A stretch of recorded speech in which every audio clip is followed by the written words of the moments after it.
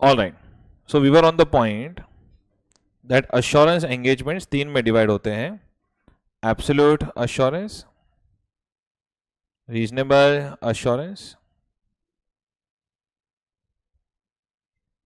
And limited assurance. तीनों का आपने मीनिंग भी लिख लिया है। All right, now I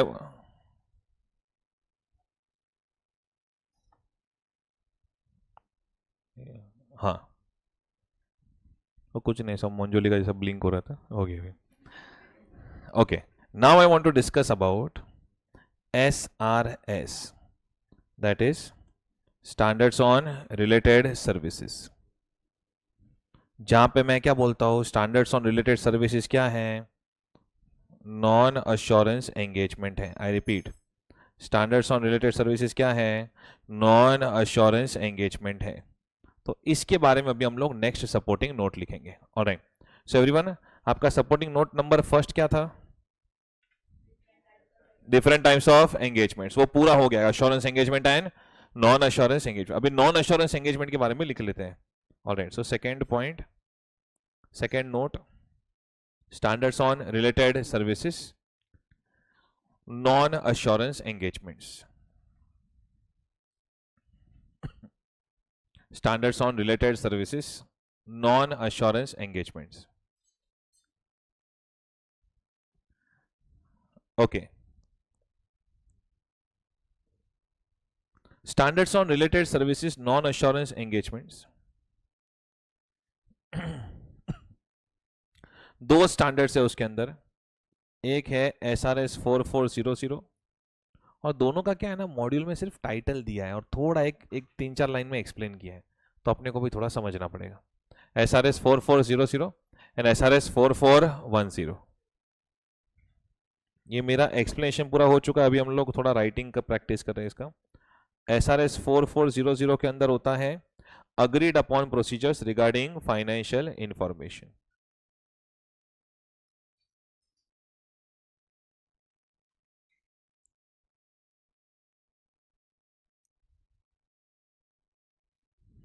agreed upon procedures regarding financial information.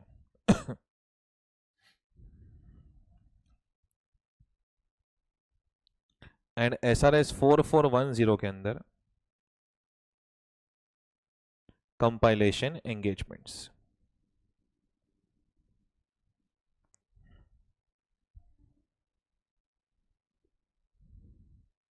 Compilation engagements 4400 agreed upon procedures regarding financial information. Example,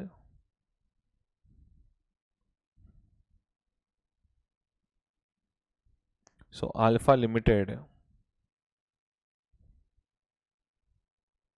appoints practicing CA to check trade receivables. check तो करेगा, चलो। Alpha Limited appoints practicing CA to check trade receivables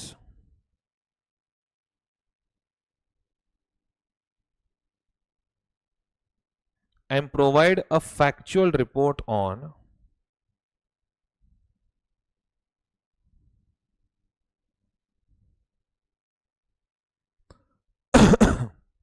outstanding balances. Provide a factual report on outstanding balances.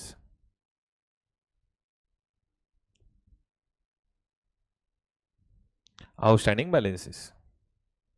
So इसके अंदर even though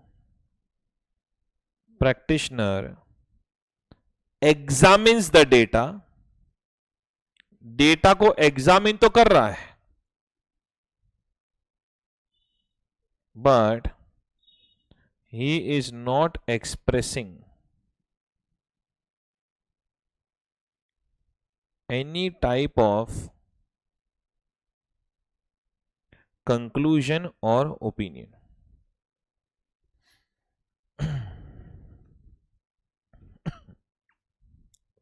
Even though practitioner examines the data, but he is not expressing any type of conclusion or opinion. कोई भी तरीके का conclusion या opinion नहीं है, मैं चेक करके आपको बता रहा हूं कि हाँ भैया ये डेटा है, that's it. Red jeans yellow shirt है, फैशन डिजास्टर है कि फैशन दीवा है, मैं उसका बना ही बोलेगा कुछ। ऑलराइट, ओके ओके ओके, चलो done everyone, yes. Next, compilation engagements. Practicing CA is appointed to prepare financial statements from the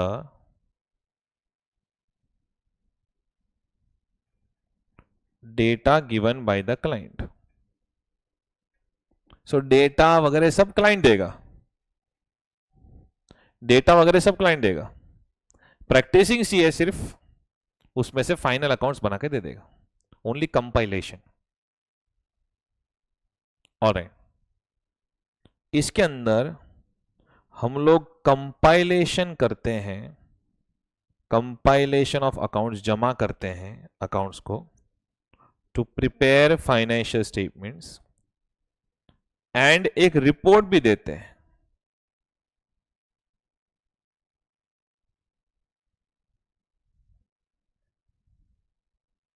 एक रिपोर्ट भी देते हैं विदाउट एनी कंक्लूजन या ओपिनियन।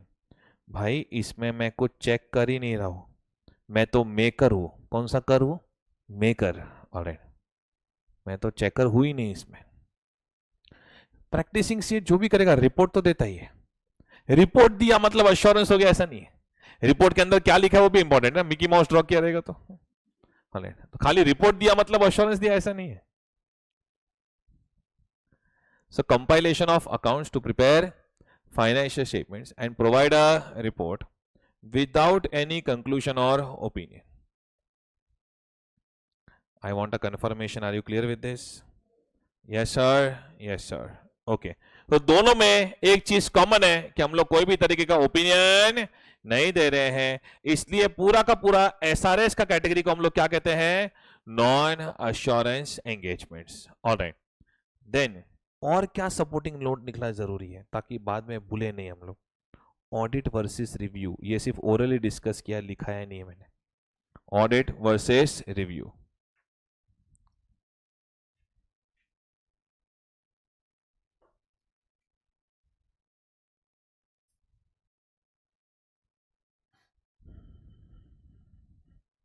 ऑलराइट। ऑडिट है एक रीजनेबल अश्योरेंस एंगेजमेंट, बोलो मित्रों, ऑडिट है एक रीजनेबल अश्योरेंस एंगेजमेंट। क्या ना, बातें कितनी भी कर लो लेकिन लिखना तो पड़ेगा, तभी जाके सब माइंड क्लियर होता है क्या चल रहा है जिंदगी में। रिव्यू है, क्या लिखूं?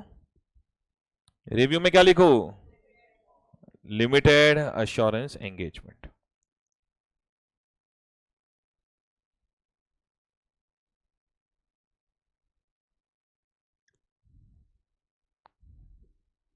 Limited assurance engagement.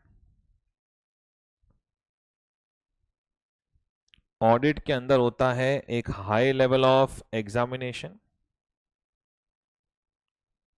वेरेज रिव्यू के अंदर होता है lower level of examination. Audit से तो कम ही होता है।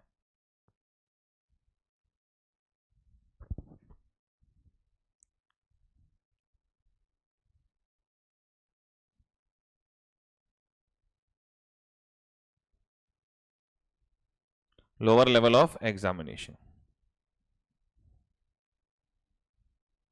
मेरा जब थोड़े साल पहले, अभी तो मैरिड होके बच्चा भी हो गया, जब शादी का बात चल रहा था तो ऐसा अरेंज मैरिज वगैरह में ऐसा सामने सीए लड़की देखने है, ऐसा मैं सीए वो सी है ऐसे, तो मेरे को लगा थोड़ा इम्प्रेस करता है, तो मैं ऐसा बात कर रहा है तो ऐसे मम्मी डैडी वगैरह सब बैठे हैं, ऑलराइट, तो मैं बोला इसमें क्या बात करूं, ये तो रिव्यू एंगेजमेंट हो गया, ऑलराइट, इसमें तो लिमिटेड अश्योरेंस है, ऑलराइट, थोड़ा हमको अकेले बाहर जाने दो कार में घूमने, तभी जाके मैं रीजनेबल अश्योरेंस दे पाएगा। वो लड़की ने मेरे को बाद में मैसेज ही नहीं किया, बोलो एब्सोल्युटली, बोला इतना बोरिंग इंसान है, ऐसा फीडबैक आया बोलो, पर अपना कंसेप्ट रिवाइज करते रहने का. So everyone over here, auditing है reasonable assurance engagement. Review is a limited. मैं सोचा कि मैं मेरा सब्जेक्ट का कमांड दिखाता है थोड़ा, पर प्रॉब्लम हो गया. Limited assurance engagement.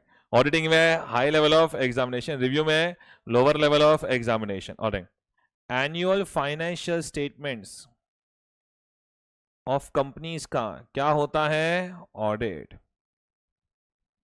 लेकिन quarterly financial statements of listed entities का होता है review. Annual financial statements of companies का होता है audit. Quarterly financial statements of listed entity का होता है रिव्यू.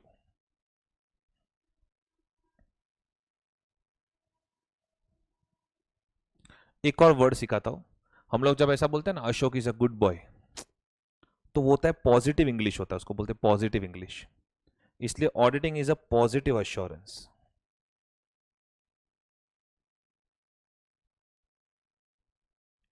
जब हम बोलते हैं ना ठीक है अशोक इज नॉट बैड, बुरा नहीं है, उसको लोग बोलते हैं नेगेटिव अश्योरेंस. पर मेरे को लग रहा है ये पॉजिटिव नेगेटिव बाद में याद नहीं आया तो, कि पॉजिटिव को पॉजिटिव क्यों लिखा है, नेगेटिव को नेगेटिव क्यों लिखा है. ऑलराइट, तो अच्छा अभी ना पूरा टेक्निकल पूरा इंग्लिश नहीं लिखा रहा हूं, ये सिर्फ आपके ये खाली ओफू वर्जन है, only for understanding. Alright, so when we say Ashok is a good boy, तो वो हो गया पॉजिटिव. फिर इसी को फाइनेंशियल स्टेटमेंट से बाद में कन्वर्ट करके दिखाऊंगा कैसे बोलते हैं. जब मैं बोलूं अशोक बुरा नहीं है,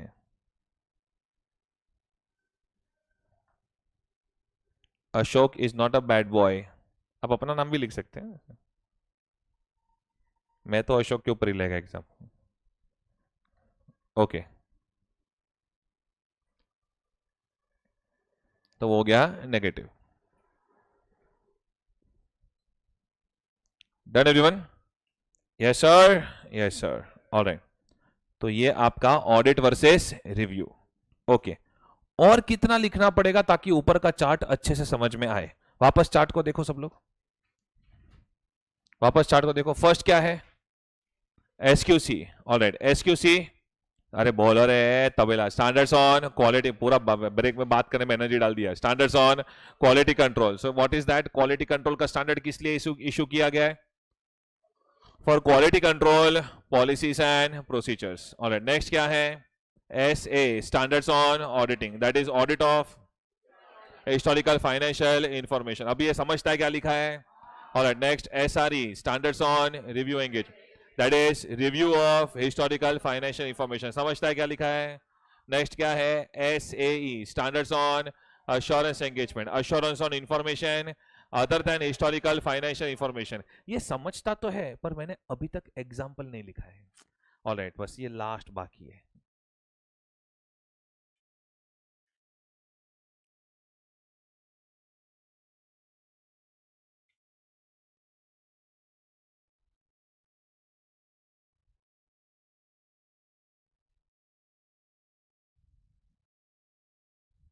Standards on assurance engagement.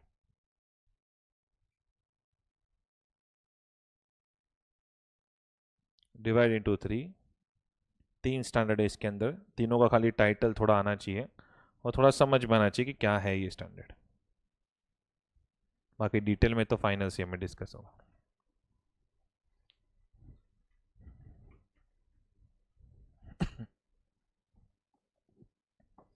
All right, SAE 3400, SAE 3402 and then SAE 3420.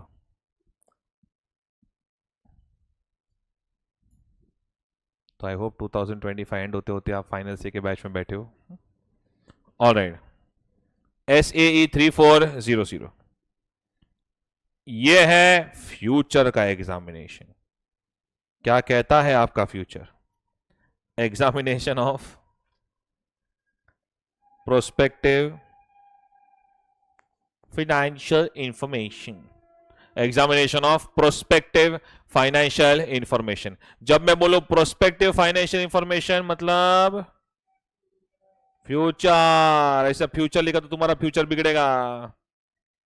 Projection या तो फोरकास्ट, कौन सा कास्ट? फोरकास्ट, या तो प्रोजेक्शन या तो forecast, which is dependent upon future events and actions, which is dependent upon future, लिखो रे लिखो, फ्यूचर इवेंट्स एंड एक्शंस। थोड़ा कंटेंट लगेगा। I repeat, prospective financial information मैं डिक्टेट करेगा, डोंट वरी। मेरे हैंडराइटिंग बुरे नहीं है, it's just a different font style. ये तुम्हारी जनरेशन से सीखा हूं। हम मोटा नहीं बोलने का, it's just a different body shape. Example, projection slash forecast, don't handwriting shame me. All right, projection slash forecast, future events and actions, future events and actions. अब टेल मी, जब कोई आपको नेक्स्ट 12 मंथ्स में क्या होने वाला है उसका फाइनेंशियल इंफॉर्मेशन बना के देता है, तो उसमें आप क्या चेक करेंगे? पहले तो कौन सा अजम्पशन लिए? अगर मैं बोलूं तो कि मोदी जी ने नेक्स्ट 12 महीने में अपने संकल्प पत्र में लिखा था कि एक्सपोर्टर्स को XYZ क्रेडिट मिलेगा। हम एक एक्सपोर्टर है और हमको लगता है कि नेक्स्ट 12 मंथ्स में ये क्रेडिट मिलेगा, इसलिए हमने उसको रिसीवेबल दिखाया। अरे कुछ रीजनेबल है क्या इसमें? नहीं, मोदी जी पे डाउट नहीं है। All right, I don't want to comment, मेरा चैनल ब्लॉक हो गया तो। और ऐसा ऐसा किसी पे डाउट नहीं है मुझे, बट नेक्स्ट 12 महीने में एग्रेसिव टारगेट हो गया। सो एवरीवन ओवर हियर, अपने को देखना पड़ेगा रीजनेबलनेस ऑफ अजम्पशंस।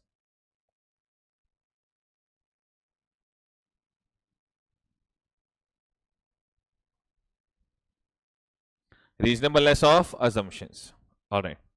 और क्या चेक करना पड़ेगा कि किस तरीके से प्रेजेंट किया गया है, डिस्क्लोज किया गया है। बिकॉज ये सब ना अपने जो इन्वेस्टर होते हैं उनके सामने ये सब डेटा प्रेजेंट किया जाता है, तो इसलिए मैनेजमेंट जो है वो बहुत ज्यादा इसको मिसलीडिंग बनाता है ताकि सब अच्छी अच्छी चीजें दिखे। Alright, so reasonableness of assumptions देखना पड़ेगा, and adequacy of presentation and disclosure, कि सब कुछ अच्छे से properly adequately present and disclose तो किया है ना।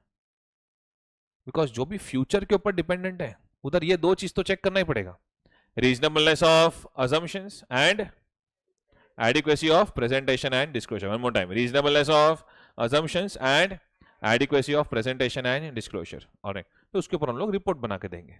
ओके, पर सुनो ना, मैं क्या बोल रहा है, जो हो चुका है हिस्ट्री, उसके ऊपर हम मुश्किल से रीजनेबल अश्योरेंस देते हैं ऑडिट में। तुमको बताओ, जो होने वाला है future, do you really think उसके ऊपर हम रीजनेबल अश्योरेंस दे सकते हैं? हाँ, इसलिए जब आप फाइनल से में आओगे ना, पूरा स्टैंडर्ड पढ़ाऊंगा, लेकिन लेट मी टेल यू, इसमें होता है मॉडरेट लेवल ऑफ अश्योरेंस, वही limited moderate level of assurance. भाई जो होने वाला है उसके ऊपर मैं रीजनेबल अश्योरेंस कैसे दूं? और डोमिनोज का पिज्जा का पिक्चर इमेज देखोगे ना, अगर उसमें से चीज टपकता है, नीचे लिखा होता है एक्चुअल प्रोडक्ट में वेरी, यानी शायद एक्चुअल प्रोडक्ट में इतना चीज ना टपके। Are you getting my point? Okay, so everyone over here, one more time, कितनी चीजें पता होनी चाहिए? एग्जामिनेशन ऑफ अरे SAE 3400, tell me what is the title? अरे थकेल, examination of prospective financial information, example projection forecast. Alright, it is dependent upon future events and actions. What are we going to check? Reasonableness of assumptions and adequacy of presentation and disclosure. Do you think we can give assurance on this? Yes, yes. All right. सवाल का जवाब बराबर, सवाल सुनने का। Do you think we can give assurance on this? Yeah, but not reasonable assurance. Which assurance? Moderate level of assurance. Are you getting my point? Yes, sir. Next. SAE, ये वाला लिख दो ताकि बीच का जगह बने। SAE 3420,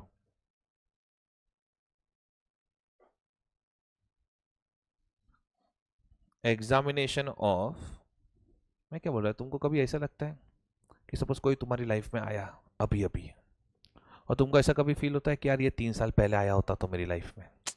ऑल राइट, वैसे भी तेरे लिए डिफिकल्ट है। और ओके, सर ओवर हियर।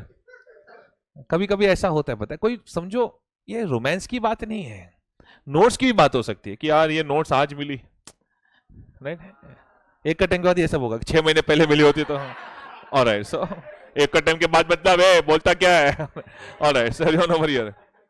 तो कभी कभी ऐसा होता है कि जो आज हो रहा है, अगर वो पहले हुआ होता तो, जैसे प्रोफेशनल एकेडमी पहले बन गया होता तो। Alright everyone over here. Examination of, ऐसा ना मैनेजमेंट भी सोचता है कभी कभी, रिसेंटली जो कॉन्ट्रैक्ट मिले होते हैं ना, रिसेंटली मैं बोलता है ऑलराइट ऑलराइट। सो मैनेजमेंट भी कभी कभी ऐसा सोचता है कि रिसेंटली जो कॉन्ट्रैक्ट मिले हैं, अगर वो 12 महीने पहले मिले होते तो लास्ट 12 मंथ्स कैसा दिखता। Alright, so examination of proforma financial information. Proforma का मतलब, इधर तक कैसे पहुंच रहे, लॉटरी का टिकट, मैं क्या बोल रहा है, प्रोफॉर्मा का मतलब क्या होता है, प्रोफॉर्मा, प्रोफॉर्मा म्हणजे रफ, फाइनल नहीं है ये खाली एक एग्जाम्पल है। प्रोफॉर्मा क्या होता है, एक रफ एग्जाम्पल। क्या होता है, और प्रोफॉर्मा इनवॉइस और इनवॉइस के बीच का क्या फर्क है। Proforma invoice is not the final invoice, it is an example of final invoice, it is an example of final invoice। अरे हेलो, ये हाँ एवरीवन ओवर हियर, इधर देखो, ये examination of proforma financial information included in a prospectus. तो ना वो लोग अपने इन्वेस्टर को दिखाते हैं, इधर देखो, मत लिखो रे, तुमको नहीं समझा, इधर देखो, इन्वेस्टर को दिखाते हैं फ्यूचर में क्या होगा, इन्वेस्टर को दिखाते हैं फ्यूचर में क्या होगा, तो वो क्या हुआ, प्रोस्पेक्टिव फाइनेंशियल इंफॉर्मेशन। ऑलराइट, अगर मैं इन्वेस्टर को ये दिखाऊं कि जो आज हुआ अगर वो लास्ट 12 मंथ्स में होता तो बात कुछ और होती, तो वो क्या हो गया, proforma financial information. Proforma financial information is an example, it is an example of events that have recently occurred, showing a demonstration कि अगर ये लास्ट 12 महीने पहले हुआ होता तो लास्ट 12 मंथ्स कैसा दिखता। अरे are you getting my point, yes. तो अगर मैं फ्यूचर दिखाऊं तो प्रोस्पेक्टिव, अभी बोलना पड़ेगा ना तुमको, अगर मैं फ्यूचर दिखाऊं तो प्रोस्पेक्टिव, अगर मैं पास्ट एडजस्ट करके दिखाऊं तो proforma financial information. Are you getting my point, yes. So everyone over here, ये क्या होता है, टाइटल लिखा ना सबने, examination of proforma financial information included in a prospectus. Normally offer document में ये शब्द इंक्लूड होता है, proforma financial information is an illustration, एक एग्जाम्पल है, इज एन इलस्ट्रेशन ऑफ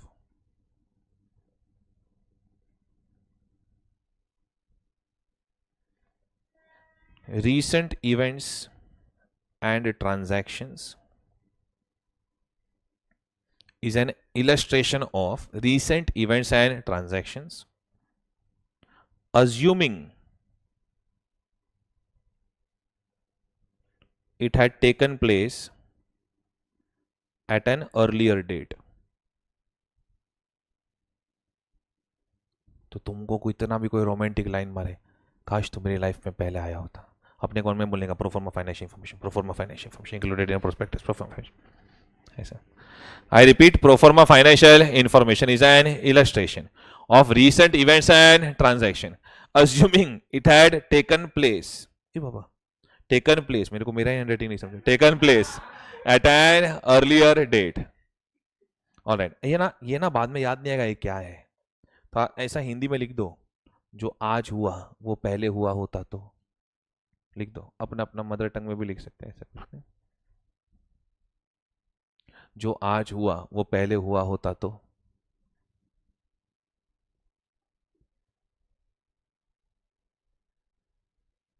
जो आज हुआ वो पहले हुआ होता तो।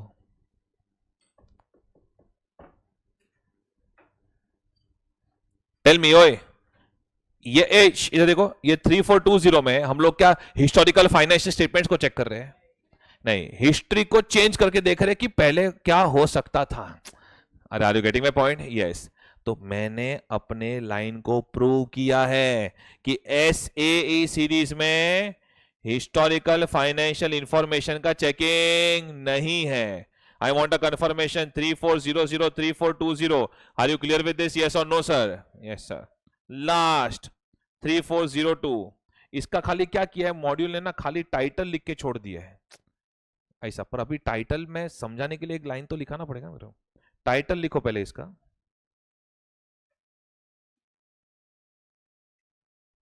Assurance report on. एकदम इजी है, टाइटल थोड़ा टफ लगेगा, बाकी कंसेप्ट एकदम इजी है। देखो सब्जेक्ट बनाया तो किसी इंसान नहीं है, तो कुछ तो हर एक चीज के पीछे कुछ ना कुछ तो ह्यूमन सेंस ही होगा। Assurance report on controls at service organisation. Assurance report on controls at service organisation. सुनो ना, लेट अस से कि अल्फा लिमिटेड जो है, मुझे सिर्फ ये टाइटल समझाना है, दैट्स इट। अल्फा लिमिटेड ने, आपको पता है बड़ी बड़ी कंपनी होती है ना, उनके पास सारे डिपार्टमेंट्स इंटरनली नहीं होते, कुछ कुछ चीजें लोग आउटसोर्स कर देते हैं। ऑलराइट, जैसे हमारा भी अभी जो टेक्निकल चीजें जो भी है, ऑलराइट, तो वो अभी हमने एक सॉफ्टवेयर कंपनी को आउटसोर्स किया हुआ है। अभी हमारा जो ऐप आएगा अभी मैक्सिमम 48-72 आवर्स मैक्स, ऑलराइट, तो उसके अंदर भी we have done the outsourcing. Are you getting my point? तो कुछ कुछ चीजें आउटसोर्स कर देते हैं यार, अभी हमारी एक्सपर्टीज नहीं है उसमें।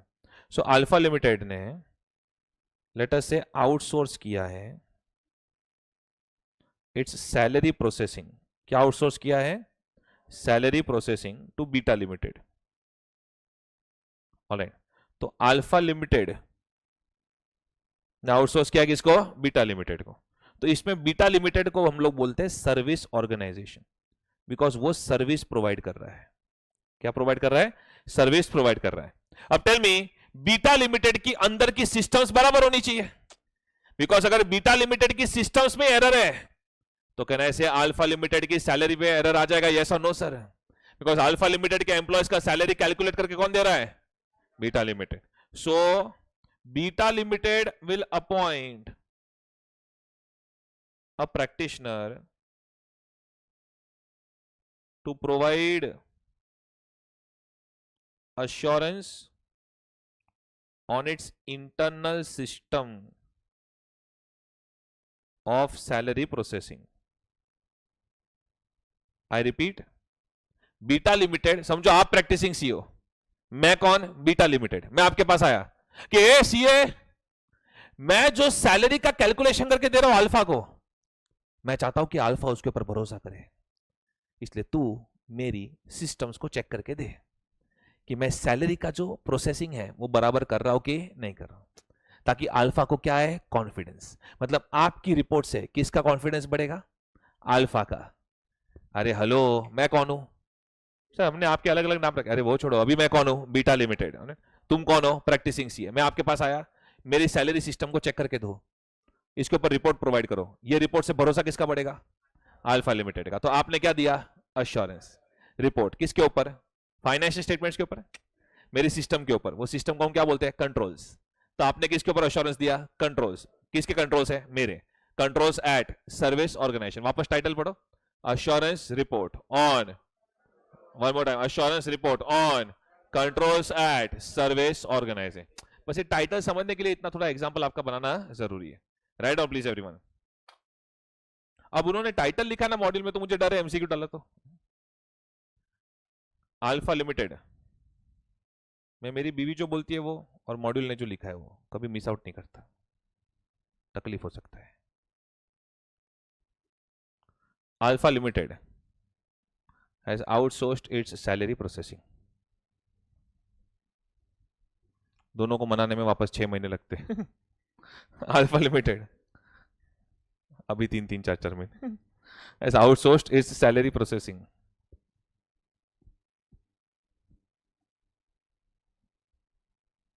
To beta limited.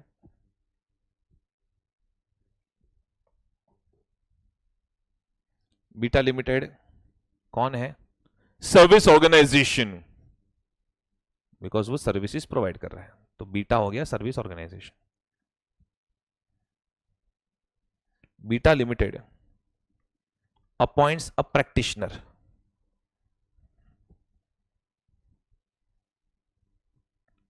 Beta Limited appoints a practitioner.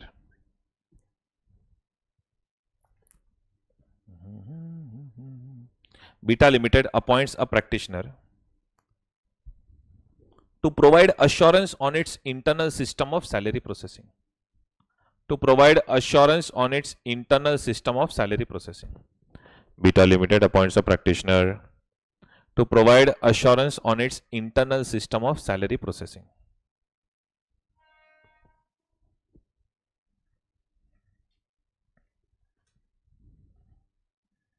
On its internal system of salary processing.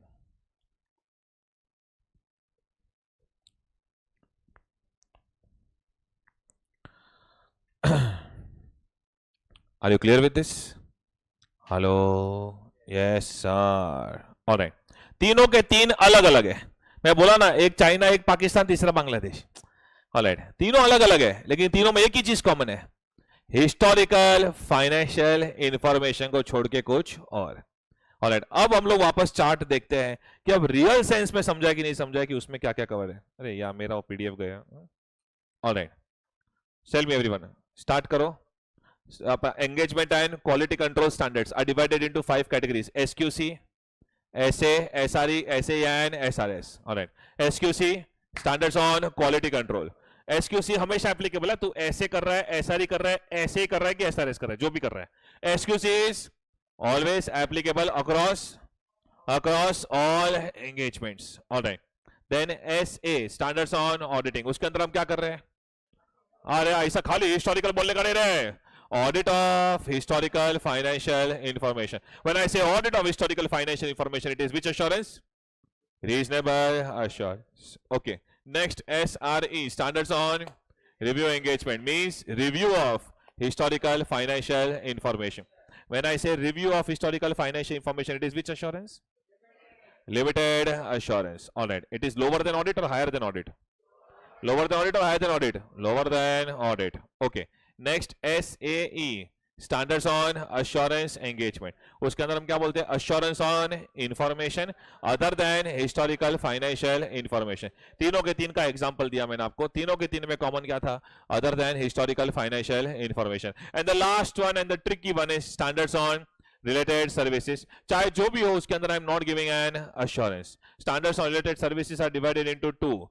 SRS मतलब दो स्टैंडर्ड है, SRS 4400 and SRS 4410. 4400 is agreed upon procedures and 4410 is compilation engagement. 4400 agreed upon procedures में मैं फिर भी financial information को check कर रहा हूं, but I am not expressing any kind of opinion. लेकिन 4410 में तो मैं चेक भी नहीं कर रहा हूं. I am just a maker and not a checker. I am just compiling and not examining. What ever information is coming from the client, I am just compiling that. I am preparing a financial statement. Am I clear with this? Yes sir, yes sir. All right. चलो भाई, थोड़ा checking कर लेते हैं. मेरे को भी तो चाहिए ना एब्सोल्यूट अश्योरेंस. ओके, चैप्टर 1 के क्वेश्चंस हैं. शायद आपने किए होंगे, पर मेरे को वापस देखना एक बार. Assurance engagements are not restricted to audit alone. Correct? अरे हेलो, बिकॉज इसके अंदर क्या आएगा? SA, SRE, SAE and SRS नहीं आएगा, because SRS is not an assurance engagement. Alright, कोई भी अश्योरेंस एंगेजमेंट में 3 पार्टी का होना जरूरी है. करेक्ट? कौन सी 3 पार्टी? एक तो अपना डेटा जो देता है वो कौन है? अपना रिस्पॉन्सिबल पार्टी. दूसरा प्रैक्टिसिंग सी है, प्रैक्टिशनर. तीसरा यूजर्स, जिसके लिए रिपोर्ट बन रहा है. पर कौन से यूजर्स है वो? Intended users other than responsible party. और ये सब का आंसर का रेफरेंस है मॉड्यूल के अंदर. वो तो मैं बोला ना, मैं फर्स्ट चैप्टर पूरा नहीं करा है.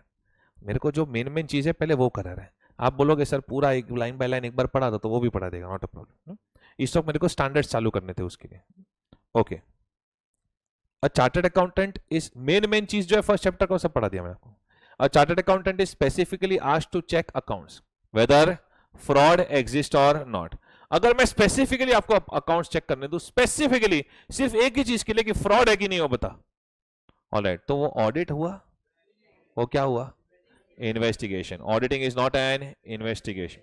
State with reasons whether it is an example of, ये क्या रीजनेबल अश्योरेंस है? नहीं, ये ऑडिट है ही नहीं. It is an investigation. Alright. An audit does not, ये तो खाली फर्स्ट चैप्टर के मैं खाली ऊपर ऊपर से देख रहा हूँ आंसर. ऑलराइट, बाकी हम जो चैप्टर्स करेंगे उसके अंदर तो will go in lots of details कि आंसर कैसा है, क्यों है. Alright. An audit does not provide, ये तो मैं देख रहा हूँ कि आजकल में कुछ आपको समझा कि नहीं समझे. An audit does not provide absolute assurance. बराबर है ना? Audit does not provide absolute assurance. Why? Because auditing suffers from inherent limitation. Inherent limitation में क्या था? Facto, financial reporting, audit procedures. Audit procedure, एक मिनट आराम से ऑडिट प्रोसीजर के अंदर का मसला क्या है? ऑडिट प्रोसीजर के अंदर कौन सी लिमिटेशन है? Practical and legal limitation. उसके एग्जांपल भी दिए थे मैंने. यस. ऑलराइट. तो पूरा पॉइंट ही उसका है, नेचर ऑफ ऑडिट प्रोसीजर, सिर्फ उसी का पॉइंट है. ऑलराइट, इसलिए मैंने उसके 3 एग्जांपल दिए थे आपको. ओके. तो क्रिटिकल क्वेश्चन तो एक मिनट, मैं अभी भी I am not satisfied. Let us see. ये वाला केस स्टडी अगर सॉल्व कर ले हम लोग तो बात बन जाए. हाँ, बात बन जाए. हाँ, ये पूरा चार्ट खत्म हो गया ना. उसके बाद लिखो solve chapter 1 case study 2. Case study 2 है ना, ये चार्ट पूरा पढ़ने के बाद ही सॉल्व करने का, वरना नहीं समझेगा. ऐसा मैं तो कर ही रहा हूं, लेकिन आप लिखो ताकि सेल्फ स्टडी के वक्त याद रहे पूरा. अरे लास्ट पेज पे, लास्ट मतलब पूरा होने के बाद. हाँ, लास्ट नोट क्या लिखा आपने? ऐसे ही का लिखा ना, ऐसे ही का. हाँ, उसके बाद एक लाइन छोड़ के मस्त ऐसा बड़ा बड़ा लिखने का. Chapter 1 module case study 2. अरे भाई साहब, लास्ट में इधर लिखने का चैप्टर 1 मॉड्यूल केस स्टडी 2, क्योंकि पढ़ाई का सीक्वेंस भी तो पता चलना चाहिए ना, कौन सी चीज कब करनी है. लाइफ में बहुत जरूरी है समझना. अगर आपने ये केस स्टडी 2 ऐसे उठा लिया रैंडमली कभी भी, then there is a problem. Alright. ये मेरे टेक्स्ट बुक में भी है, डोंट वरी. अभी मैंने मॉड्यूल ओपन किया, इसलिए उसका रेफरेंस दिया करें. Case study 2. ओके, चलो. Me and you private limited. अच्छा, केस स्टडी कैसे चालू करते हो आप सॉल्व करना? आपको पता है ना, बड़ा सा केस स्टडी होता है, उसके ऊपर 4-5 क्वेश्चन होते हैं, ऐसा आने वाला है एग्जाम में. ओके, तो कैसे स्टार्ट करने का? सबसे पहले डायरेक्ट क्वेश्चन देख लेने का. डायरेक्ट क्वेश्चन, वही देखो, ये तो केस स्टडी 2 में डायरेक्ट क्वेश्चन देखा. डायरेक्ट क्वेश्चन से सॉल्व कर सकते हैं कि नहीं, पहले वो देखने का. Management of company has engaged CAP to issue a duly signed report for half year as referred to in the मतलब लास्ट पैरा पढ़ना पड़ेगा. और लास्ट पैरा पढ़ना पड़ेगा, बाद में देखेंगे. Last paragraph. और जब ऐसा बोला हो ना कि लास्ट पैरा, तो वही देखने का. अंडरस्टूड? दूसरा कोई पैराग्राफ देखने का नहीं. Alright. Okay. Alright. Assume in the above case, the company only provides trial balance, financial statements in draft preliminary form, along with accompanying records for the relevant half year to CAP. आप समझ रहे हो, आप CAP हो, सही character में पकड़ो. मैं कंपनी हूं, मैंने आपको क्या दिया है? आशीर्वाद दिया. आशीर्वाद नहीं, क्या दिया? ये कंपनी ओनली. तो ऐसा कुछ, ये तुम लोग का ऐसा लाइव लेक्चर में कैसे लैग चल रहा है बे? Alright. Okay. Sir over here, मैं कंपनी है, तुम CAP है, मैंने तुमको क्या दिया है? हाँ, very good. Alright. Trial balance, ये हुआ 5G. Trial balance, financial statement मैंने आपको दिया इन ड्राफ्ट प्रीलिमिनरी फॉर्म, मतलब rough format. Okay. Along with accompanying records. मैं आपसे क्या चाहता हूं कि CAP मेरे को ड्यूली साइंड फाइनेंशियल स्टेटमेंट्स देना प्लीज. मतलब कहना इसे कि मैं आपसे अश्योरेंस चाहता हूं. यस और नो सर? क्या यस तबेला? मैं बोला मेरे को फाइनेंशियल स्टेटमेंट पे साइन करके दे. तुम्हारा प्रॉब्लम क्या पता है? तुमको लगता है साइन किया ना, साइन बस साइन किया ना भाई, मतलब कॉन्फिडेंस बढ़ गया. कॉन्फिडेंस. तुम तो ऑटोग्राफ भी कोई देता है, sign thank you for providing assurance, ऐसा बोलते हैं क्या? Every signature is an assurance? No. तो साइन या चेक या ऐसा वर्ड आता है तो तुम पागल हो जाओ, तुमको लगता है हाँ भरोसा बढ़ गया, भरोसा बढ़ गया। अरे are you getting my point? मैंने तुमसे क्या मांगा है, मेरे को क्या चाहिए? साइंड क्या चाहिए? Signed, signed, signed. मतलब मैं तुमको रफ फॉर्मेट में दे रहा हूं और मुझे चाहिए साइंड फाइनेंशियल स्टेटमेंट, मतलब मुझे चाहिए फाइनल अकाउंट्स। मुझे क्या चाहिए? मुझे क्या चाहिए? Final accounts. उसके साथ मुझे क्या चाहिए? रिपोर्ट। रिपोर्ट तो साथ में होता ही है। Alright, for mutually agreed professional fees whatever it is, 10-12 crore. तो मुझे, हाँ, मुझे आपसे क्या चाहिए? कौन सा एग्जांपल है? एसक्यूसी, एसए, एसआरई, एसएई के एसआरएस? एसआरएस समझना जरूरी है। जो बोला है उतना ही समझो, ओवर एक्टिंग नहीं। ये ड्यूली साइंड मतलब चेकिंग मारा रहेगा रे, ओपिनियन भी तो दिया ही होगा ना ब्रो, ये तो ऑडिट सब्जेक्ट है ना। तो ओपिनियन, अरे वो क्या बोल रहा है? Duly signed. मुझे तुमसे क्या चाहिए? बोलो। Duly signed, duly signed financial statements, alright, with a report. मैंने बोला मेरे को अश्योरेंस चाहिए, मैंने बोला मेरे को ओपिनियन चाहिए? नहीं। तो ऐसा अज्यूम करने का नहीं, ऑलराइट, वरना फिर जनवरी। Alright, so tell me, last paragraph of case study, which of the following standards are relevant? SRE, SA, SRS, क्या है? कौन सा वाला बोलो? एसआरएस। वाह स्कॉलर, ओके। अब इस कंसेप्ट क्लियर चाहिए सब चीज की। विच of the following statement is most appropriate in the given case? तुम कैरेक्टर में रहना, तुम CAP हो। CAP can assist the management in preparation of financial statements of the company. However, issue of a report in such a case is outside the scope of his work. CAP can, एक minute, तुम, मैंने क्यों appoint किया तुमको? हाँ, sign मतलब क्या? Sign दिल पे साइन करना है? अरे साइंड फाइनेंशियल स्टेटमेंट मतलब आप मुझे मदद करोगे इन the preparation of financial statement. आप सिर्फ प्रिपरेशन ऑफ फाइनेंशियल स्टेटमेंट करोगे कि रिपोर्ट भी बनाओगे? रिपोर्ट भी बनाएंगे। जो भी हम करते हैं साथ में रिपोर्ट तो होता ही है। वो नहीं क्या चाइनीज की दुकान में साथ में साइड में आता है ना वो, हाँ, शुरू कर रिपोर्ट तो होता है, कॉम्प्लीमेंट्री, साथ में रिपोर्ट लेके जाओ भाई। So CAP can assist the management in preparation of financial statements, yes और नो सर? अरे यस और no sir? Yes, yes sir, alright. अच्छा, कुछ बच्चे ना अलग ही चीज कंज्यूम करके गए होते हैं, वो लोग क्या सोचते हैं? अरे मैं क्या बोल रहा है, सुन ना भाई, ऑडिटर जो है ऑडिटर, वो थोड़ी फाइनेंशियल स्टेटमेंट बना सकता है। नहीं, उनको ना क्या लगता है पता है, हर क्वेश्चन में ऑडिटर ही है। इधर ऑडिटर लिखा है कि CAP, तो कुछ बच्चे अलग लेवल पे सोचते हैं कि ऑडिटर जो होता है ना, ऑडिटर, वो फाइनेंशियल स्टेटमेंट बना नहीं सकता है। फाइनेंशियल स्टेटमेंट बनाने का रिस्पॉन्सिबिलिटी किसका है? Management. Absolutely, I mean super person, alright, because यही तो है जो मुझे मारुति से BMW की तरफ लेके जाएंगे। बिकॉज ऐसे बच्चे तो 6-6 टाइम तक एडमिशन लेते हैं। Everyone over here. तो मैं क्या बोल रहा है, तुमको CAP बोला है तो तुम अज्यूम करोगे कि CAP ऑडिटर है? नहीं, हाँ, जो लिखा है उतना ही अजम्पशन लेने का नहीं, रिलेशनशिप खराब हो सकता है। तो CAP can assist the management in the preparation of financial statement, yes और no sir? Yes sir. However, issue of report is outside the scope, yes और नो? नो। अरे फाइन, मैं जो भी कर रहा है साथ में क्या देगा? Report. Alright, CAP can assist the management in preparation of financial statements of the company, yes or no sir? Yeah. And he can issue an audit report? Maker checker दोनों सेम नहीं हो सकते भाई। Can you write your own paper and check your own paper? No, then तो all India rank 1++। Next, CAP can assist the management in preparation of financial statements of the company, yes, and he can issue a compilation report, yes। तो D point देखने का नहीं, ऐसा नहीं देखने का, एक बार। The responsibility of preparation of financial statement is of company's management. CAP cannot assist management in preparation of financial statements of the company.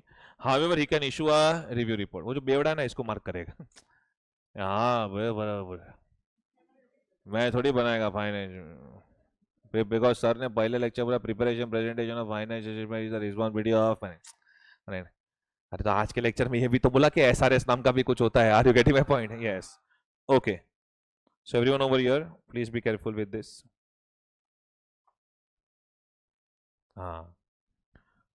So right option over here is C. पर दिमाग लगाना पड़ रहा है, समझे ना? ऑलराइट, ये ऐसे सब केस सिनेरियोज जिसमें नहीं क्या सारे ऑप्शन राइट लगते हैं। Next question number 3, In the above said scenario for issuance of signed financial statements for a half year by CAP as discussed in last para, तो पूरा केस स्टडी दिया है क्यों? Identify the most appropriate statement. Tell me, ऐसे वाला जो SRS वाला काम है, तुमको लगता है उसमें SQC एप्लीकेबल होगा? SQC is always applicable. Alright. SQC not applicable, not applicable, not applicable, is applicable. Alright. तू सी मेरे को क्या बोलते हैं? Okay. Question number 4. The banker of the company has also requested for option C, ऐसा कुछ बोलो ना, for projected financial statements. अच्छा सुनो अभी क्वेश्चन का लाइन भी देखो, लाइन भी देखो. The banker of a company has also requested for projected financial statements for coming years along with a report from CA regarding these projection. क्या क्या दिमाग में आ रहा है? Prospective financial, SAE. Which of the following standards issued by SER relevant? SAE, option D. Alright. Suppose CAP also accepts work of issuing projected financial statements with a report to be signed by him. Management has projected turnover of 100 crore for next year. Wow. 150 crore. Woo. And 200 crore for following years respectively, as compared to present turnover of rupees 25 crore in the current half year. Current turnover कितना है? 50 crores annually. Half year का 25 तो 50. Next year कितना बोल रहे हैं? 100. फिर 150, वो भी करोड़ लगा है. And then 200. Okay, then in that case ये प्रोजेक्शन का काम चल रहा है. यस और नो सर? मैं जब तुमको पढ़ाता रहता हूँ मुझे पता है उनके क्वेश्चंस कहाँ तक जा रहे हैं. इसलिए आप देखो SAE 3400 मैंने थोड़ा ज़्यादा ही लिखा है आपको. मैं बोला फ्यूचर इवेंट्स एंड एक्शंस, उसमें हम क्या चेक करेंगे? Reasonableness of assumptions, adequacy of presentation and disclosure. पर एक हिस्ट्री के साथ कितना कंसिस्टेंट है वो भी देखना पड़ता है. Alright, okay. तो अचानक से जो खाली 40-50% ला रहे हैं वो अचानक से बोलेंगे ये टाइम देख मेरा ऑल इंडिया रैंक आएगा, all India rank. I accept it, आता है. मेरे दोस्त लोग का भी आया हुआ है, ऐसा नहीं. ऑलराइट, बहुत ही खराब ट्रैक रिकॉर्ड से भी आया हुआ है, पर ऐसा मानने में नहीं आता है ना. Alright, okay. So everyone over here, CAP has to satisfy himself regarding arithmetical accuracy. तुम लोग मेरे को बात बताओ, फ्यूचर का भी हम लोग कभी भी हम लोग अरिथमेटिकल एक्यूरेसी देख सकते हैं क्या? मैथमेटिकल एक्यूरेसी, बिकॉज वो तो एनीवेज प्रोजेक्शन है, उसका एग्जैक्ट एक्यूरेसी कभी नहीं देख सकते हम लोग. फ्यूचर का एक्यूरेसी वेरीफाई हो सकता नहीं है. Next, CAP has to satisfy himself regarding reasonableness of assumptions. बराबर है? एटलीस्ट फर्स्ट लाइन तो बराबर लग रहा है. Underlying supporting projected turnover and its consistency with actuals. Let me tell you, option B में काफी कुछ सही है. हम लोग एक्चुअली देखते हैं, क्या देखते हैं? Reasonableness of assumptions. देन कितना प्रोजेक्टेड टर्नओवर है एंड एक्चुअल के साथ कितना कंसिस्टेंट है. बी ऑप्शन एक्चुअली सही लग रहा है, but you have to find out appropriate की मोस्ट अप्रोप्रिएट. तो अपने को देखना पड़ेगा आगे और ऑप्शन कितना है, वरना बी तो सही लग रहा है. सी, CAP has to satisfy himself regarding, अरे ये अरिथमेटिकल एक्यूरेसी, फ्यूचर का एक्यूरेसी कैसे देखेगा? नेक्स्ट सर, सबसे बड़ा यही ऑप्शन लग रहा है. CAP has to satisfy himself regarding reasonableness of assumptions. देखो मैं बोला ना, कभी प्रोफेसर भी स्टूडेंट था, तो हम भी एग्जाम में कुछ ऐसा 1-2 बार करके आए. CAP has to satisfy himself regarding reasonableness of assumptions, underlying projected turnover, its consistency with actuals, बराबर से प्रेजेंटेशन एंड डिस्क्लोजर पर कवर हो गया. ऑलराइट, इसलिए मैंने आपको लिखा है ऐसा है, reasonableness of assumption, adequacy of presentation and disclosure. जहां पे ये पॉइंट्स है वो ऑप्शन पकड़ लोगे आप. अरे am I clear with this? So tell me, can I say अब आपको समझा मैंने क्या लिखा है? सॉल्व केस स्टडी 2, बिकॉज ये पूरा चार्ट हो गया, उसके बाद ही आप ये केस स्टडी सॉल्व कर सकते हो. I want a confirmation. Are you through with this? Yes sir. और दूसरा सुनो, ये जो चैप्टर 1 का मॉड्यूल है उसमें ना पेज नंबर 1.29, ये तो मेरे, मैं अगर टेक्स्ट बुक देता भी हो ना तो भी ये पेज नंबर का रेफरेंस लिखाता ही हूँ. और इसके अंदर ना जो जो मैंने आपको समझा है ना, ऐसे SRE, SAE, SRS, ये सबका ऐसा लिस्ट में नाम दिया हुआ है.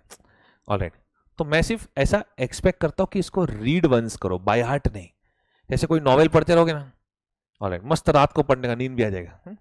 ऑलराइट, तो वैसे खाली ये 2 पेज एक बार रीड करने, just one time, write down, write down, write down, read once page number 1.29 and 1.30 from the module.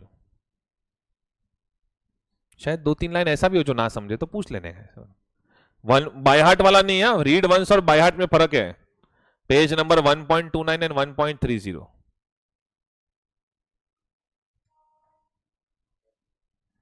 On 1.29 and 1.30. I want a confirmation. Are you clear with this?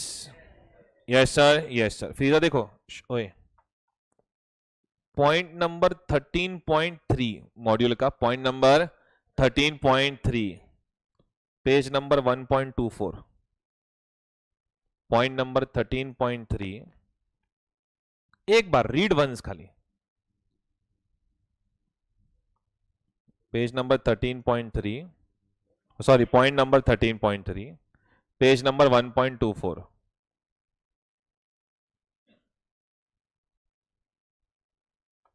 Okay, point number 13.1 page number 1.23,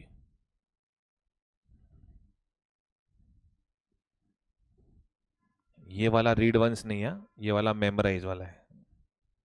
13.1 page number 1.23, देखो ना आपको समझेगा। इधर देखो 13.1 क्या है, elements of an assurance engagement. पूरा assurance, ये अश्योरेंस वाला डायग्राम, पूरे अश्योरेंस के लिए पहले तो 3 लोग लगते हैं, आप, मैं और नहीं, एक तो first responsible party, practitioner and intended users other than responsible party. फिर प्रैक्टिशनर को क्या लगता है, सब्जेक्ट मैटर। किसके अगेंस्ट चेक करेगा, क्राइटेरिया है subject matter, will check against criteria. देखो आ रहा है ना, second subject matter, third criteria. Alright, इसको चेक करने के लिए प्रैक्टिसिंग सीए को क्या लगेगा, sufficient and appropriate evidence. Yes और no sir, yes sir. Alright, और लास्ट में वो क्या दे देगा, रिपोर्ट। तो जो मेरा पूरा डायग्राम है ना, ऑलराइट, इसमें बोला खाली रीड वंस, मतलब ये वाला मेमोराइज का है, पर एक बार पढ़ोगे ना तो भी किस पता कि हाँ तो ये तो सर ने कवर कर लिया, आपको पता चल जाएगा।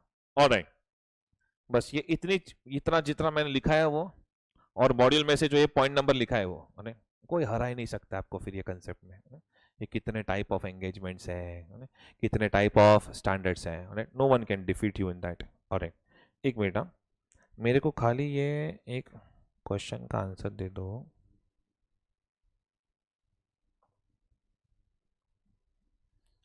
टेस्ट और अंडरस्टैंडिंग 5 फर्स्ट चैप्टर में जो माल वाली प्रॉपर चीज है यही सब है। टेस्ट और understanding 5, the management of exotic tours and travels limited request is auditor Raja and company to provide an assurance report on the financial information। देखो तुम लोग ऑडिट सब्जेक्ट में क्या पता, पहले लाइन पे ध्यान ही नहीं रहता है, तुमको लगता है बॉलीवुड का मूवी है, 10 मिनट बाद भी ध्यान तो क्या फर्क पड़ता है, पिक्चर तो वही है। अबे नेटफ्लिक्स है, तुड़ूम करके चालू हो जाता है। इधर देखो, तो management of exotic tours and travels limited, request is auditor Raja. Raja कौन है कंपनी का, ऑडिटर। ऑलराइट, ये चार्ट पूरा सीखने का पता चला कि ये भी देखना पड़ेगा कि सीए कर क्या रहा है। Alright, auditor to provide an assurance report. Auditor कौन सा अश्योरेंस देता है, रीजनेबल अश्योरेंस। पर ये क्वेश्चन देखो, to provide an assurance report on financial information for the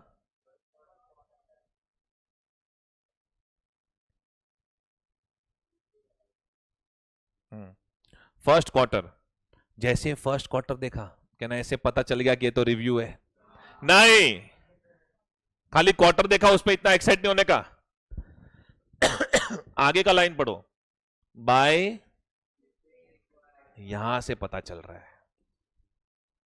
ऐसे मैडम ने बोला क्वार्टर का तो ऑडिट भी हो सकता है, अरे क्लाइंट को जो करवाना है वो। एक मिनट,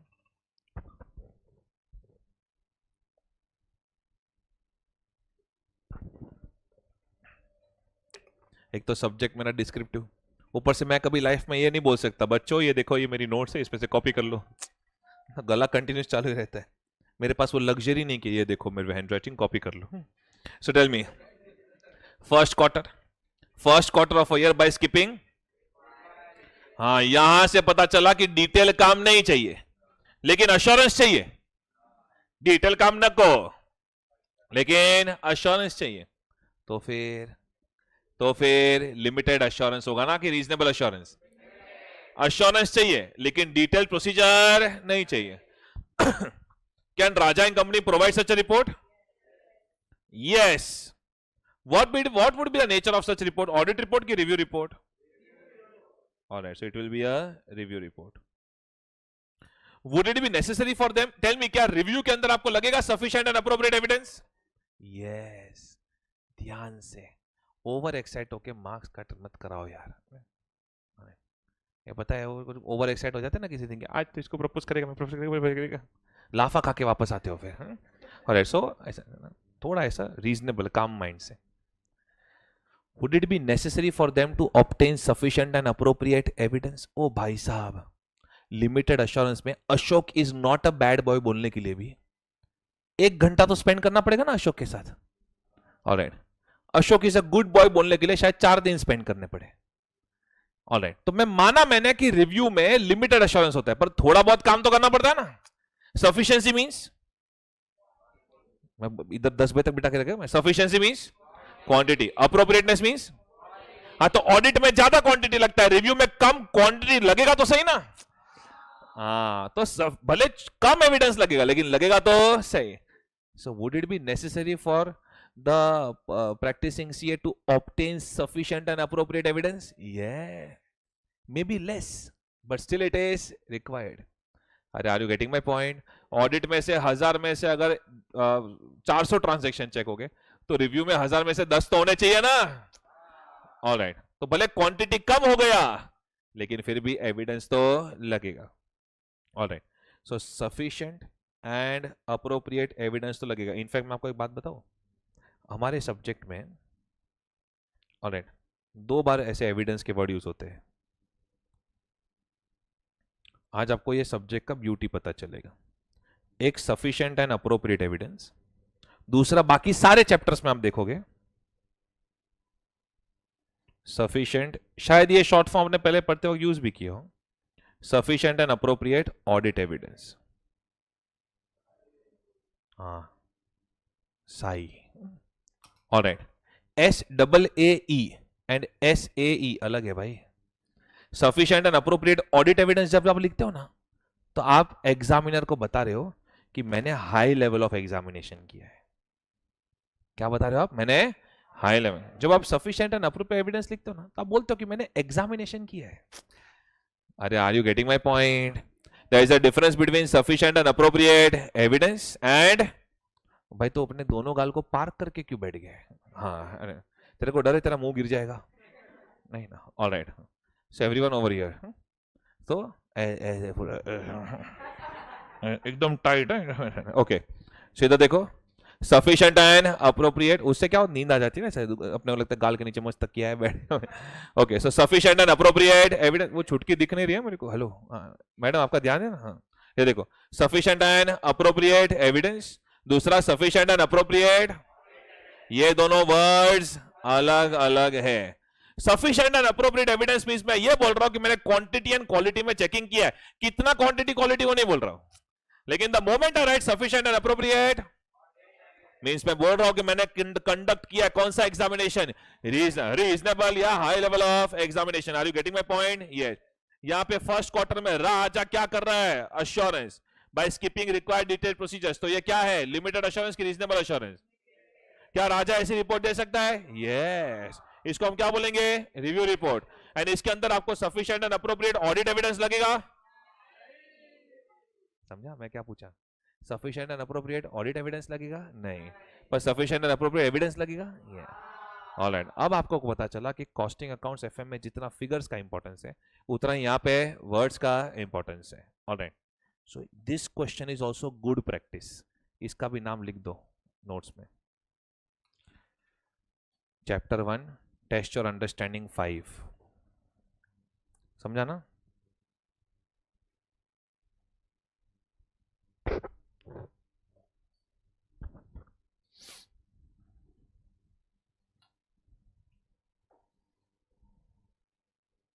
चैप्टर 1 टेस्ट और अंडरस्टैंडिंग 5। Okay done. जैसी आपकी हालत वैसा मेरा आवाज। ऑलराइट, अब सुनो मेरी बात। अब इतना कुछ किया तो एक बार चैप्टर 1 घुमा ही देता हूँ। Alright, chapter 1 measures, objective and scope of audit. Alright, वापस लाइन बाय लाइन अभी नहीं करा रहा हूँ, लेकिन जितना मैंने करा है वो खाली एक बार दिखा रहा हूँ आपको। आपको चाहिए कि सर इसमें एक एक पैराग्राफ का पढ़ा दो, तो that later on you have to tell me. Okay, so ये आपका हो गया ऑडिट का डेफिनेशन। ऑलराइट, फिर ये डेफिनेशन का एनालिसिस है उसके नीचे। एनालिसिस क्या होता है? जो डेफिनेशन होता है उसी को तोड़ तोड़ के लिखना होता है। ऐसे auditing is an independent examination, मस्त ठोकने का 3-4 लाइन उसके ऊपर। Independence means you should not compromise your judgement, you should not be affected by anyone's influence. Independence means you should function with an uninfluenced state of mind, ऐसे बोल देगा। Alright, okay, फिर कितनी एंटिटी? कोई भी entity रहने दो। ये देखो दूसरा पैराग्राफ तो पूरा एंटिटी पे ही निकाला है। कितनी एंटिटी बोला? एनजीओ रहने दो, कंपनी रहने दो, चैरिटेबल ट्रस्ट रहने दो, कोऑपरेटिव सोसाइटी रहने दो, एलएलपी रहने दो, इडली वड़ा, मेदू वड़ा, ऐसे करके अलग अलग एंटिटी का नाम निकाला। Alright, and then purpose of audit is to express an opinion. Alright, फिर ये एक एक पैराग्राफ मैंने नहीं करा है, वो आपको मुझे बताना पड़ेगा, कराना है। तो सेंसिटिव कंसेप्ट और डेफिनेशन वाला है, देन ये तो सब बीकॉम वाला है। ओके, ना बोलोगे तो करा दूंगा। Second, objectives of audit. Okay, very important, वो पूरा करा दिया मैंने। Next, scope of audit. Scope के अंदर क्या इंक्लूड होता है ना, क्या एक्सक्लूड होता है। ओके, सो इतना बड़ा बड़ा देखो पैराग्राफ है, एग्जाम्पल्स है, आगे के चैप्टर्स में आएंगे इसलिए। ओके, स्कोप ऑफ ऑडिट में क्या इंक्लूड होता है, क्या एक्सक्लूड होता है। ओके ये जरा क्वेश्चन डिस्कस कर लेते हैं। मुझे जरा 2-3 क्वेश्चन ऐसे ना जो कंसेप्चुअल है, तो मुझे जरा बात करनी है। टेस्ट और understanding 1। Lalji Bhai has purchased shares of a company listed on National Stock Exchange. Audited financials with the company provide a picture of healthy financial performance, having robust turnover, low debt and good profits. On the above basis, he is absolutely satisfied that money invested by him is safe and there is no chance of losing his money. Lalji ज्यादा excite हो रहा है, बोला लालजी क्या बोल गया? लालजी ये गलत किया लालजी। लालजी ऑलराइट, ओके, ये गलत किया Lalji. You cannot be absolutely satisfied because auditing is a reasonable assurance। Alright, ऐसे आंसर में अब स्टार्टिंग कैसे करोगे? तो वही प्रॉब्लम होता है। क्लाइमैक्स तो पता है अपने को, इसमें लास्ट लाइन तो पता है, पिक्चर में पता होता है कि हीरो जीतेगा। ऑलराइट, पर अभी उधर तक पहुंचना कैसे है? ओके, एक मिनट। हमेशा ऐसे आंसर्स में ऑडिटर का ओवरऑल ऑब्जेक्टिव से चालू करने का, कि पहले ऑडिटर करने क्या आया है। मतलब ऑडिटर क्या करने आया है? अपना ऑडिटर भाई अपना क्या करने आया है? Check the financial statement and express an opinion. अपना तो ऐसा गरीब इंग्लिश ही है। अरे नोट्स निकालो कल का, जानबूझ के मैं ऐसा करता हूं।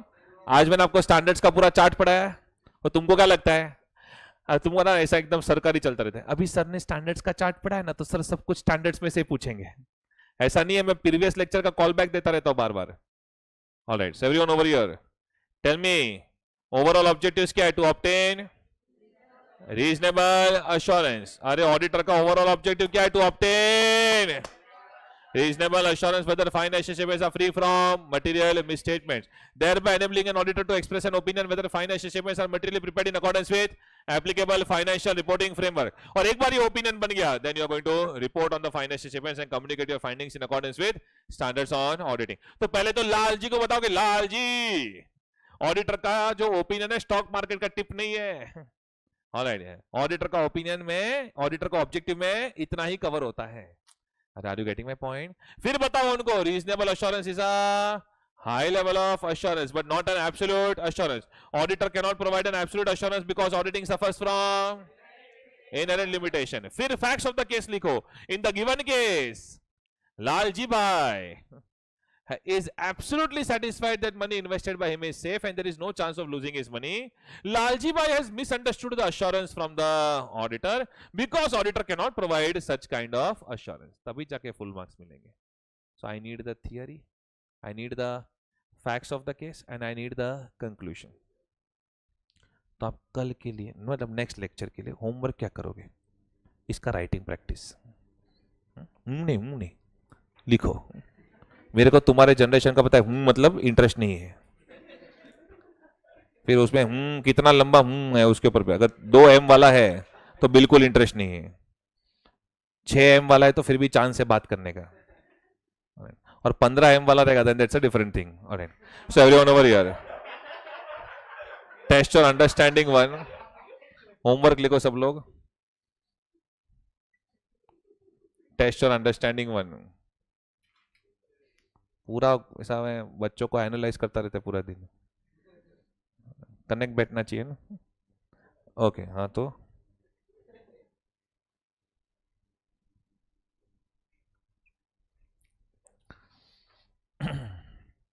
ये सब राइटिंग में मुझे बताने का कि एग्जाम में सपोज आंसर लिखोगे तो कैसा लिखोगे. पेंसिल से कुछ भी गुचू गुचू लिख के आने का नहीं. अरे प्रॉपर ऐसा ना. ओके, होमवर्क का अलग बुक बनाना. 400 पेज का तो होमवर्क होगा. टेस्ट हाँ तो बराबर है ना भाई, थोड़ा प्रैक्टिस तो कराना पड़ेगा ना. ऐसा कैसे पास होएगा. Alright, test your understanding 2. Good deeds limited is engaged in business of, अलग नोटबुक बनाना है होमवर्क का. is in the engaged in business of recycling of waste from dumping grounds of municipal corporation of Indore to usable manure. जो भी कर रहा है कुछ तो काम कर रहा है. It is in this way also helping to make the city clean. All right. During the course of audit by Zoha and Zoha firm of auditors, it is observed by the auditors that company has received a notice from Central Bench of National Green Tribunal for not following certain environmental regulations involving imposition of hefty monetary penalty on the company. The company is yet to reply to the notice. The auditors point out that the same is not stated in the notes to accounts in the financial statements. The company points out that, hey auditor, you are going beyond the scope of their work. Does such a matter fall within the scope? बाकी सब बाढ़ में गया. Question कहां से है? अपना कल का नोट से. नहीं बोलो ना कौन सा टॉपिक में से. ऐसा लिखोगे it is from Pradnyesh sir first lecture notes. और हाँ ऐसा scope of audit. Alright, so scope of audit में डिपेंड्स अपॉन कि हम लोग ने लॉ ने क्या बोला है, आईसीआई के प्रोनाउंसमेंट में क्या है. ऑलराइट, तो tell me scope of audit में what it includes what it excludes, ऐसा किया था ना. निकालो निकालो निकालो,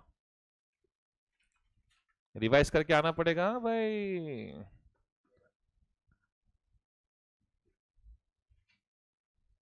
पंद्रह 20 मिनट तो थोड़ा मेरे सब्जेक्ट को देने का घर जाके, वरना इतना होमवर्क देगा कि 2-2 घंटा देना पड़ेगा.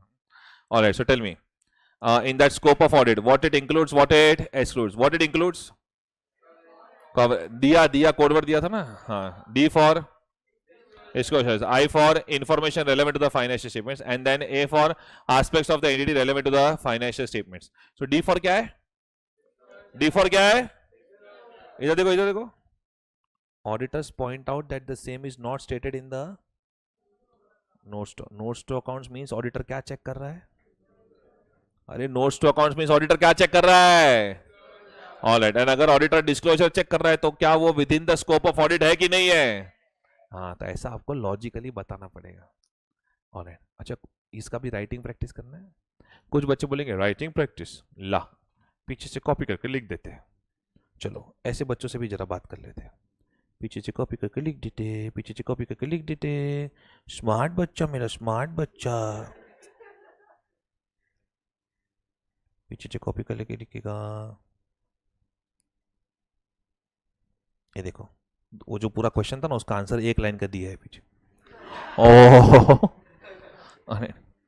तो पीछे से कॉपी करके चलेगा नहीं. मतलब हिंट टाइप आंसर दिया. कौन सा टाइप आंसर दिया है? Hint type. तो आपको मुझे एक्चुअली बताना पड़ेगा कि आप क्या लिखना चाहते हो. तो स्कोप ऑफ ऑडिट में पोपट हो गया यार. सच्ची में सोच के लिखना पड़ेगा यार. कौन लिखेगा ने कौन कॉपी करेगा. ओके, मैं क्या बोल रहा हूँ, तुम्हारे अकाउंटिंग स्टैंडर्ड के कुछ डिस्कशन हुए, चल रहे हैं ना. उसमें कुछ AS 29 प्रोविजन ऐसा कुछ हुआ है. ऑलराइट, ये वाला केस स्टडी है ना अकाउंटिंग स्टैंडर्ड में जाके भी बैठता है कि जब आप डिस्क्लोजर्स की बात करते हो देन इन दैट केस अगर नोटिस आया है, राइट, तो it is a liability, contingent liability. लेकिन यहाँ पे तो पेनल्टी भी लगा दिया है, ऑलराइट, तो ये सिर्फ कंटिंजेंट लायबिलिटी नहीं है, प्रोविजन क्रिएट करना पड़ेगा। ये सब शब्द समझ में आते तुमको? Contingent liability, provision, what is a contingent liability? हाँ, तो ऐसा मेरा सब्जेक्ट भी याद रखने का, समझ में आ रहा है ना? ऑलराइट, वो सब सगे बेटे, मैं सौतेला इधर, ऑलराइट, ओके। सो इसलिए मेरे को पता है, और इनकम टैक्स का तो पूछा तो ऐसे ऐसे करके बच्चे जवाब देते हैं एकदम। Alright, so everyone over here, ये प्रोविजन है because the outflow is more probable, it is more certain over here. तो पहले कुछ अकाउंटिंग स्टैंडर्ड में से लिखने का, तो नहीं हो पाएगा भाई, ऑलराइट। फिर बोलने का दैट ऑडिटर के स्कोप में ही आता है, ऑलराइट। फिर केस स्टडी डिस्कस करने का, बोलने का management's argument is incorrect, about matter falls within the scope. अरे are you getting my point? Yes sir, okay. Test your understanding 3. A huge fire broke out in Noida plant of KT Limited. Plant assets comprising building, machinery and inventories were insured from the branch of a public sector insurance company, apart from an insurance surveyor who was deputed for assessing the loss. The regional office of insurance PSU also appointed a CA for verification of books of accounts and financial records of the company and circumstances surrounding the loss. He was also requested to submit an early report. Would the report by CA be in nature of audit report? आराम से वो लोग क्या बोल रहे हैं, CA से क्या करवा रहे हैं वो लोग? एक मिनट, कंपनी सीए से क्या करवा रहा है? Verification of books of accounts and financial records of the company. लेकिन स्पेसिफिकली किसके लिए? फॉर, अरे तुमको कुछ केस स्टडी समझा कि नहीं समझा है? ये है नोएडा, हाँ, इधर उसका प्लांट ऐसा केटी लिमिटेड, लगी आग, ऑलराइट, जला प्लांट, जला, ऑलराइट, हाँ। अब इंश्योरेंस कंपनी के पास इन्होंने क्लेम फाइल किया कि लगी आग, जला प्लांट, तो इंश्योरेंस कंपनी ने एक सीए को अपॉइंट किया, बोला जाके देख के तो कितना जला है, ऑलराइट, और जितना जला है उतना जो वैल्यू क्लेम कर रहे हैं, whether that value actually suppose to be given और नॉट। तो सीए को अपॉइंट किया है, CA will examine the books of accounts but with a special purpose. What is that special purpose? Circumstances surrounding the loss. So if you are doing a special examination with a special purpose, तो वो audit है कि investigation? हाँ, तो ये click होना चाहिए देखें कि भाई ये ऑडिट नहीं है, क्या है? इन्वेस्टिगेशन का इंग्लिश क्या सिखाया था मैंने? Investigation is a critical examination of accounts with a special purpose. ये भी आपको लिख के आना है। टेस्ट और अंडरस्टैंडिंग 1, 2, 3 सब दे ही दो ना फिर, हाँ तो ले ही लो। 5 टेस्ट और अंडरस्टैंडिंग के क्वेश्चन है, 5 अच्छी केस स्टडी है। टेस्ट और अंडरस्टैंडिंग 1, 2, 3, 4 एंड 5, और 5 लिख के आना है। टेस्ट और अंडरस्टैंडिंग 1 to 5 लिखने में शायद तकलीफ होगी, ऑलराइट, ऐसा लगेगा कि यार क्लिक नहीं हो रहा है, ये नहीं हो रहा, वो होता है फर्स्ट टाइम, तो कि कभी कभी ऐसा जब पहली बार ऐसा सोच के लिखने की ट्राई करो, कितने टाइम बाद ऐसा मेहनत करो ना सोचने का, ऑलराइट, तो ऐसा वरना तो छापते रहते हैं, है ना, तो थोड़ा प्रॉब्लम होता है, होने दो, थोड़ा कॉन्फिडेंस भी कम होगा, होने दो। बस क्या है ना, मैं आपको लेक्चर के अंदर फेक कॉन्फिडेंस नहीं देख सकता, जो रियलिटी वो दिखाना पड़ेगा। तो अगर आप धीरे धीरे उसके ऊपर बिल्डअप करोगे ना, ऑलराइट, तो ही आपका कॉन्फिडेंस सब्जेक्ट में इंक्रीज होगा। In order to make you comfortable, first have to make you uncomfortable, alright, then धीरे धीरे आप कंफर्टेबल हो जाओगे तो आपको लगेगा कि हाँ भैया आ रहा है, ऑलराइट। मैं खाली इजी एग्जांपल देते रहो, इजी बातें करता रहो, तो फेक कॉन्फिडेंस बढ़ जाएगा फिर, लेकिन एग्जामिनेशन हॉल में बहुत गाली देंगे फिर, ऑलराइट।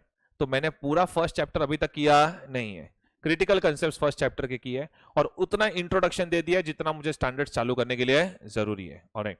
तो स्टैंडर्ड्स ऑफिशियली आपके स्टार्ट हो चुके हैं। Take a fresh page everyone.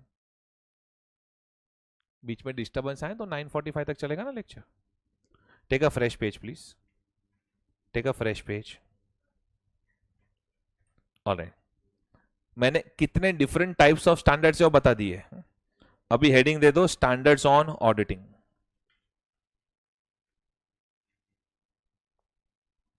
एक काम करो, तकिया वकिया लेके आओ, फिर इधर ही सोच। घर जाने का मतलब ही क्या है? एक एक बेंच पकड़ के सो जाए। Standards on auditing.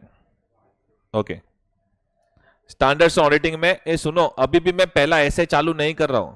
अब हम लोग कौन सा कैटेगरी चालू कर रहे हैं? Standards on auditing. Standards auditing बोला मतलब ऑडिट ऑफ, अरे अभी अभी अरे और कोई किसी को ना कंसेप्ट की नहीं पड़ी सच्ची में, पौने 10 तक बिठाएगा क्या ये? ऐसे थोड़ी होता है। इनकलाब जिंदाबाद। अरे अरे अरे कुछ तो कंसेप्ट के ऊपर ध्यान दो। मैं पागल थोड़ी, छोड़ देगा मैं। Alright, so everyone over here, मैं वही देख रहा था प्रायोरिटी क्या है तुम्हारी। Tell me, standards on auditing they deal with, नहीं बोला तो सच्ची बिठाएगा। Standards auditing they deal with audit of historical financial information. तो हम लोग कर रहे हैं बेसिक कंसेप्ट्स। स्टैंडर्ड्स ऑडिटिंग के लिए और भी काफी सारे कंसेप्ट्स क्लियर होना जरूरी है, तभी जाके लैंग्वेज समझ में आता है। और सबसे पहला कंसेप्ट हम लोग कर रहे हैं next lecture. Alright, thank you. या ऐसा कुछ तो वेब सीरीज जैसा एंडिंग होना चाहिए ना।